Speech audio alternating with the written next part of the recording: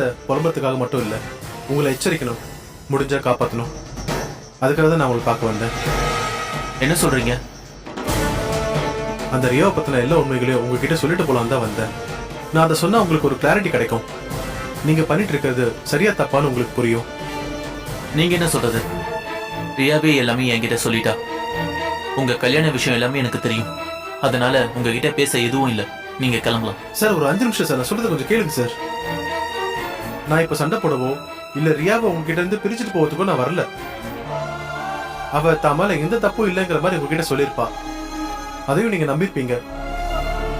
அதான் என்ன பார்த்தோன்னு நீங்க வேண்டாம் வெறுப்பா பேசுறீங்க. ரியாவை பத்தி எனக்கு நல்லாவே தெரியும். அவளை நான் நம்புறேன். சார் அவளோட உண்மையான முகம் உங்களுக்கு தெரியாது சார்.